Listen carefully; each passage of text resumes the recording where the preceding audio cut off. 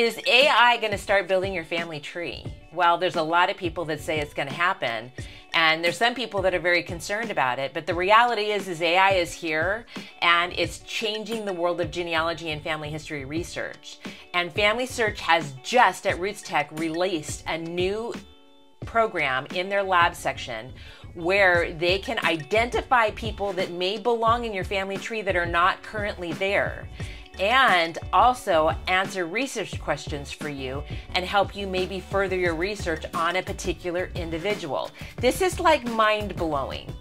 And so I think this is something that we really need to be discussing, and it's really exciting, and yet it's also something that I think we kind of need to be aware of and be a little bit careful of, in all honesty. Well, I was so fortunate to have Andrew Gold, the guy in charge of this program at FamilySearch, with me at Roots Tech, and I had the opportunity to interview him. So this video is actually going to be a little bit different. The beginning of the video is going to be my interview with Andrew, where he talks about what it is and where he sees things going. After that interview, I went ahead and went into the system and experimented with it. And you're going to get to see how it works and the successes and the failures that I found within it.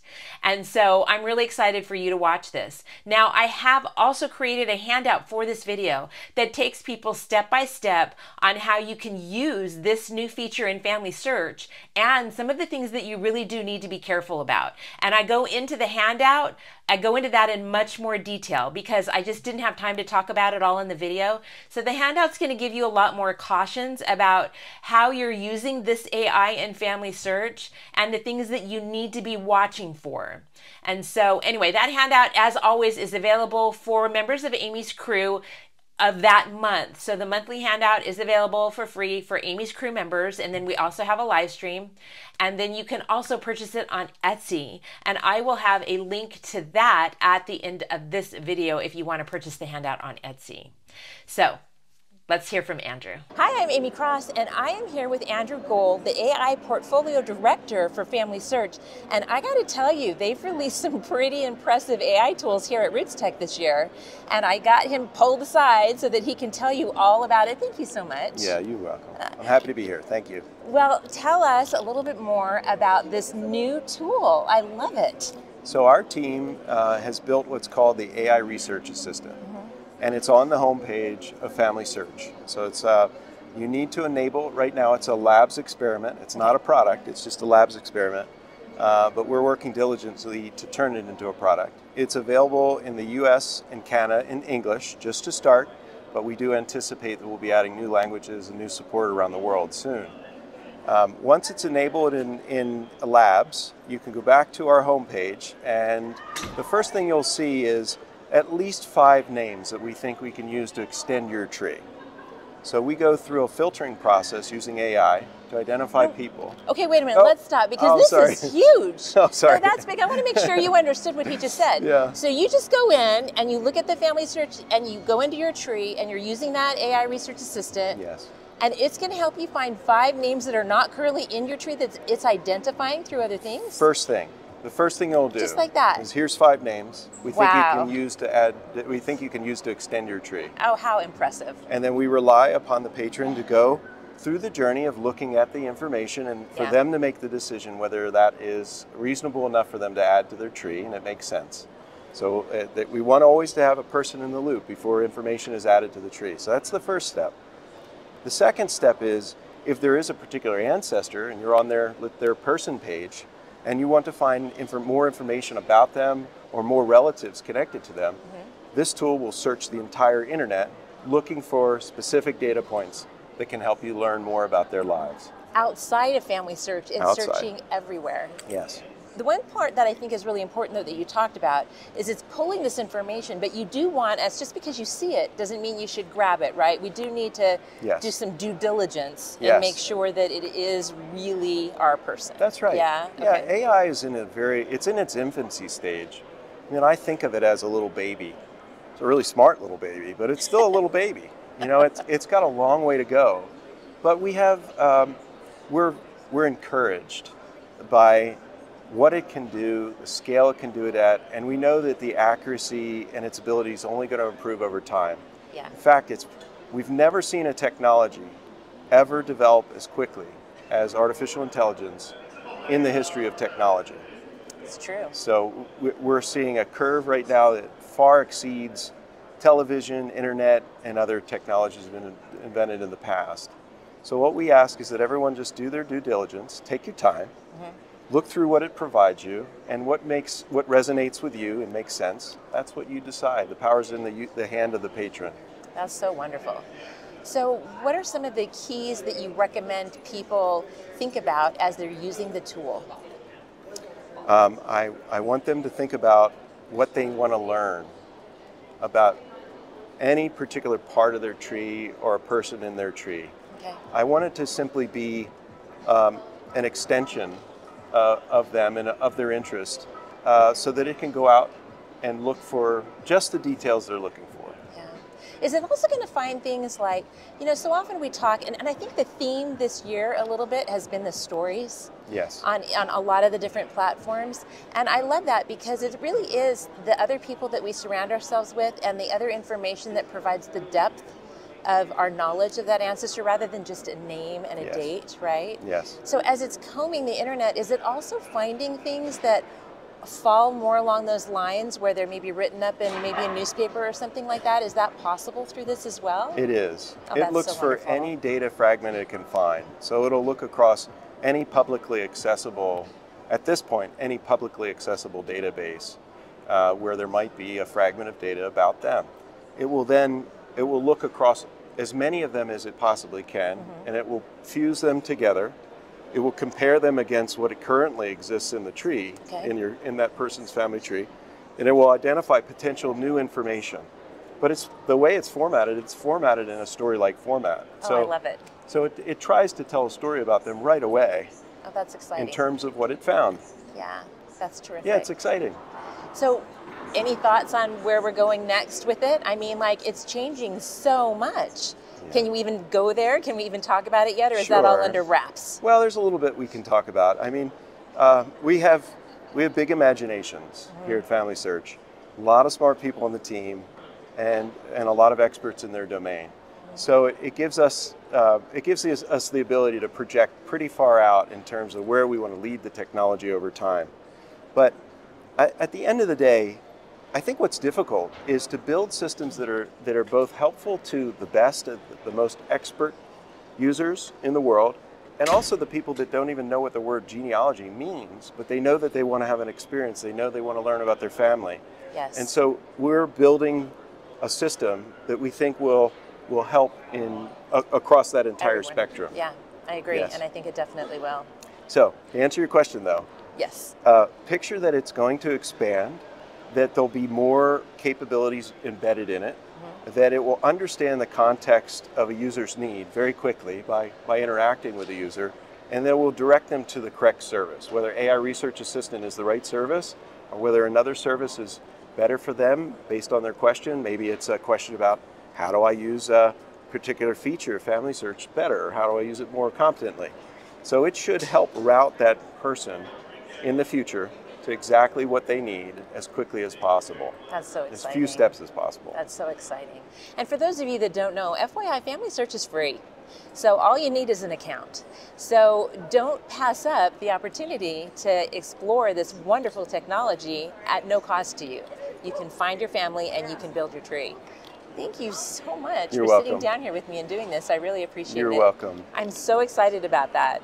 All right, so I was really excited to see what Andrew was talking about, and I had never seen it before when I interviewed him. So I thought it might help you if I go through the process of exploring this. Maybe it will help you understand what's going on, and maybe I can help you out a little bit. So let's give it a try. All right, so first you want to go into FamilySearch and you need to sign in, and then you need to scroll down to the FamilySearch Labs, the View Experiments right here. And then you'll see the experiment somewhere here, Grow Your Tree with AI Research Assistant. That's the one we're talking about. So we're going to try that. Now, I'd like to point out that this says this is an experimental lab product and is not guaranteed to always be available. You might encounter some errors and limited data. And so and support is not currently available for this product, which you can understand why that's the case. So you can access the power of AI to build your tree, add people to your tree, get answers, and find new sources. And then they've got a bunch of questions here that may be of help to you if you're running into something because you can't go to support for help. Hopefully some of these questions may be of help to you.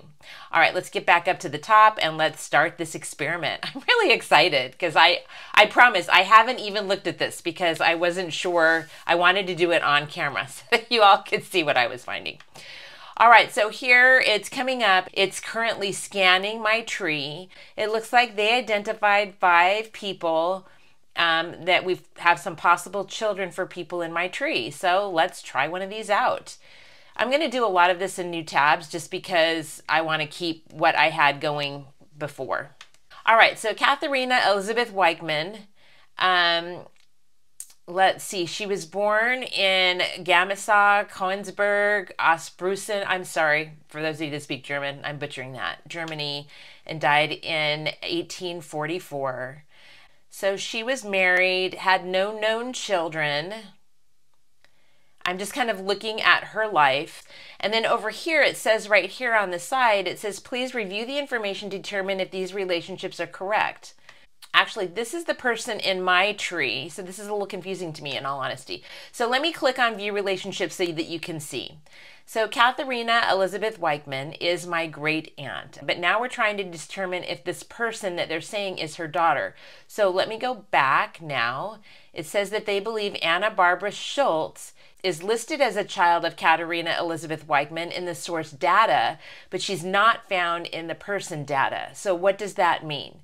That means that there's some kind of a source that indicates that Anna would be her child. But if we look down here, we see mom is married to a Schultz, but she doesn't have any children in the FamilySearch tree.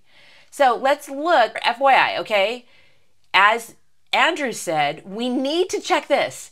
Don't just go, oh, cool, yay, bang, right? I want you guys to take a look at it. I want you to do the research, and I want you to be sure that this is correct. So let's do the research. So we've got some sources here. So here we have, and I don't speak German, so this could be a little bit of a problem, but here we have Katharina, her parents. This is her baptism. This isn't going to be the record that named her daughter.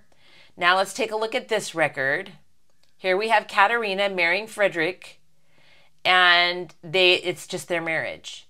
So there's no record that says that Anna Barbara Schultz is the daughter of Katharina. Oh, here it says this is the record to review and attach. Let's do that. I'm going to do that in a new tab. So we know that Katharina was married to Schultz. We do have that record. So what would be some of the things that I need to consider? I need to see, is this in the same place where my family was? I will tell you that when I'm researching outside of the United States, I'm much more hesitant because how common is the name Schultz and Weichman in Germany? Probably pretty common. Could there be other people that it could be attached to? I may really want to dive into this and see, you know, whether or not this is really them. But there's a couple of things that can work in my favor. One, we have that this birth date was on the 10th of March, 1812, and then she was baptized on the 15th of March, 1812. And then we have this location. So I'm actually going to pull this out and I'm going to put these side by side so that we can better analyze the two. So let's go back to this marriage record and take a closer look at this marriage record. So my great-great aunt, right, married Friedrich Schultz. Her maiden name is Weichman. That's all working. They married in 1808. And they married in Arnaudau. See, these two locations are identical. And the birth of a child 4 years after their marriage, that's highly probable, right? So I believe this record is correct. In all honesty, for the sake of this video, I'm going to go ahead and move forward. I would prefer to do a little bit more research on this, see if there's other people in the area and things like that. But we'll go ahead and proceed because everything is lining up perfectly. But actually, let's test this a little bit. So let's ask the AI a question. Help me find genealogical. They give me some questions. Help me find genealogical information about Katharina Elizabeth. Who were her parents? We already know that. Who were her children? Who was she married to? What was it like when she was alive? Great. Those are good questions. Okay, but I want to ask the chat, how many Katarina Weichmans lived and are now in 1810? Let's see what it comes up with. That's going to help me know whether or not, then it tell me that it can't. So let's go back to the other questions. Help me find genealogical information about her. And now let's see what it says. She was baptized, born, and married. Those are the sources we already have to her. So there was that one source, and then we have her marriage record. So it didn't provide me any more information, so I'm not super excited about that, to be honest with you. But like I said, I think that everything's lining up. So I'm going to go ahead and attach Anna Barbara Schultz to Katarina. Let's make this bigger now, and you guys can see this a little bit better. So now what it's doing is it's attaching this record to the tree, which is then going to add that person. So first we're going to attach the record to Katarina, because that baptism record of the daughter said that her maiden name was Weichman. So we're going to attach that. Now I'm going to attach the record to Dad, because again, all of that is lining up. I'm going to attach that. Now by doing this down here, I can add Anna Barbara to the family. It's giving me this opportunity to add her. But evidently this person isn't in the tree, so we're going to create a new person. So now I can add in that birth information, and I can add in the baptism information, and I can attach her. All right, now I have her in the tree. So if I go back over here and refresh this page for Mom, let's go to her details page and let's refresh it and make sure it's all fresh and clean. It should show now that she has this daughter. Yep, she's here. This is really interesting. I could see it being helpful. I do think that we need to be careful though, I'll be honest. So we've already added her, and then we have a possible child of Dorothea. So let's take a look at this one, because that's the person that is directly in my family tree. So Dorothea, here, let me show you my relationship to Dorothea. She's my third times great-grandmother. All right, so again, over here on this side, AI Research Assistant found a name. Now she has a lot of records, and let's go take a look at her children that we know of right now. This kid was born in 1846. But we already have a Heinrich Friedrich Gade born in 1846. So that makes me think that one of two things. Either that source belongs to him, or it's wrong. And this all looks wrong, because one record shows he was born in Wisconsin. One record shows that he was christened in Germany. And that's not possible, is it? So this is another baptismal record, and this says that the mother's name was Gade, but her maiden name was Hilmer.